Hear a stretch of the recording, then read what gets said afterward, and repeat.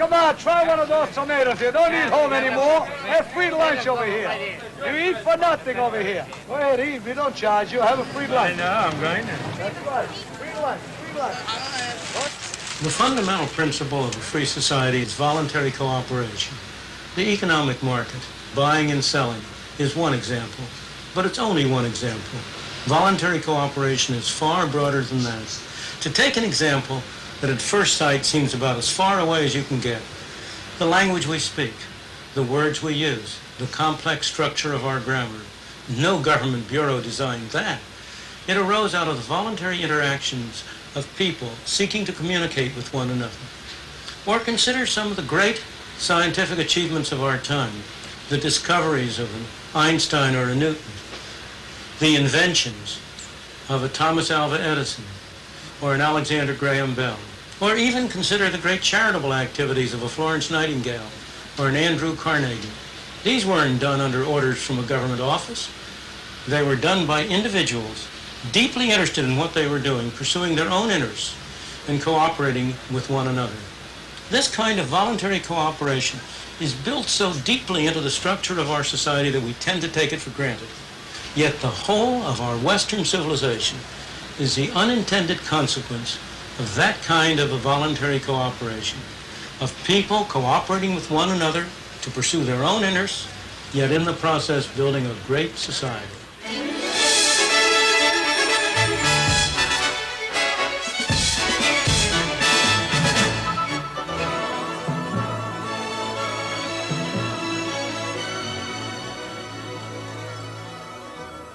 And here at the Harper Library in the University of Chicago, our distinguished guests had their own ideas too. So let's join them now. It seemed to me he was saying that the golden age for America, when it was truly a land of opportunity, was the late 19th, early 20th century. No regulations, no permits, no red tape.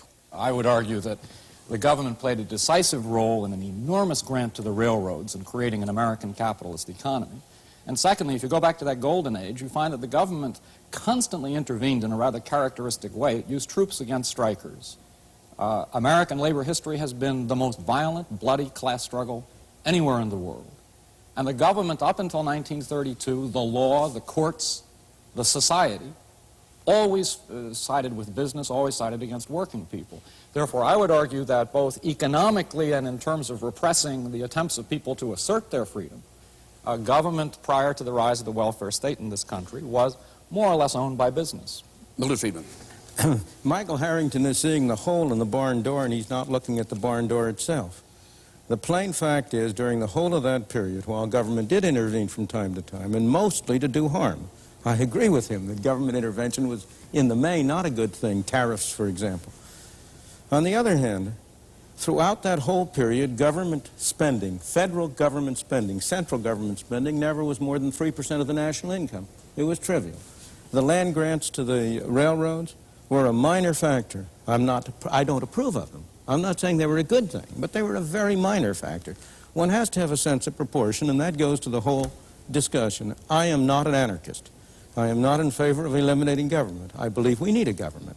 But we need a government that sets a framework and rules within which individuals, pursuing their own objectives, can work together and cooperate together. And they work together and cooperate together not only in economic areas. I want to hold you for a moment, though, to that golden age theory, that we were best when we were regulated least in the late 19th and early 20th century, because remember, the sweatshop analogy comes out of there, when there was no attempt to restrict hours of work or to regulate working conditions. Now, is that a view you accept of that period?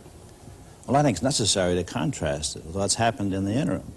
I don't see how we can talk about that without comparing it with the interim period. Now, you talked earlier about the fact that during the last 50 years, we had squandered some of our inheritance of freedom. Absolutely.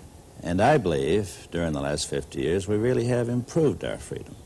I spent over half that time working for one of the world's largest industrial companies, the DuPont Company, deeply involved with the launching of new ventures and got to know the free enterprise system well and have a very healthy respect for it.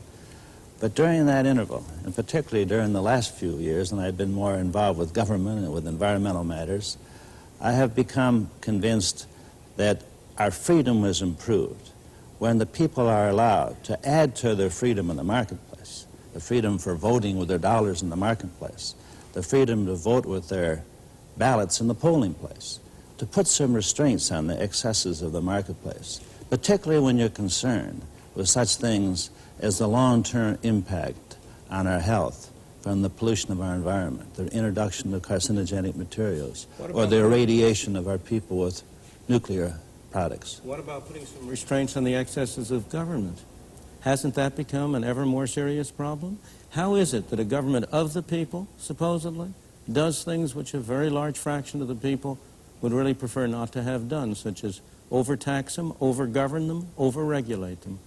I think you're looking, again, at one side and not the other. And of course, I agree we have to look at what's happened in the interim. We're better off than we were 50 years ago. Never would deny that. But we stand on the shoulders of the people who went before. We have to look at how much they achieved from where they started. And that was a period in which you had the tremendous influx of immigrants from abroad, millions and millions and millions of them. When you opened up a new continent, when you had achievements. Milton, are you saying, though, that there's any sense in which you'd rather go back to those circumstances where there are no regulations of factory work, no hours, limitations of hours of work? Do you want to return to that, or do you just say that was a stepping stone to where we are now? It depends on what you mean by circumstances. I don't want to have to go back to using a horse and buggy instead of an automobile. But I would prefer to go back to the kinds of governmental regulations or absence of regulations, the greater degree of freedom which was given to individuals to pursue one activity or another, which prevailed then than which prevails now. I think that really our industrial leaders have been dragged into the future screaming. They resisted the child labor laws, they resisted Social Security, labor unions, and now the environmental movement. Once the government forced them to pay attention to those by the voting of the people on the ballot box and in the polling place, then the industrial leaders, business leaders, paid attention to those rules and have done a good job in most cases of abiding by them. Excuse me. Bob Galvin is an industrialist. Now, come on, is that a fair statement? Maybe the industrialists have a clearer view of history and its prospects. The most precious asset we possess is freedom. The easiest way to lose one's freedom is to go into receivership. And I mean economic receivership, because a receiver is a dictator. And to the degree that we employ the costs and the burdens of government that lead us in the direction of further debt, ultimate receivership, and then the political consequence of the imposition of the political dictator over the economic and the job and the living rights of the individual, maybe the industrialists can see farther down the pike as to the consequence of all this. Michael Harrington? I just think that two things. One, to view freedom positively, I think people over 65 years of age in the United States today are freer now because of Medicare. I do not think that the freedom to die from the lack of medicine was a very good thing. Secondly, related to industrialists, I think that one of the startling things about American history is that when Franklin Roosevelt was saving the system from itself, the main beneficiaries were screaming bloody murder at him for being a traitor to his class, when he was in fact the salvation of that class.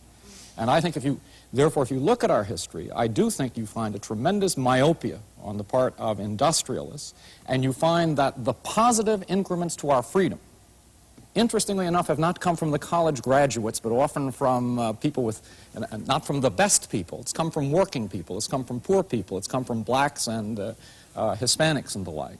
Milton, would you reply, but then tell us why you took us to Hong Kong to prove something? Sure. Unaccustomed as I am to agreeing with Michael Harrington, I will agree in part with what he's just said.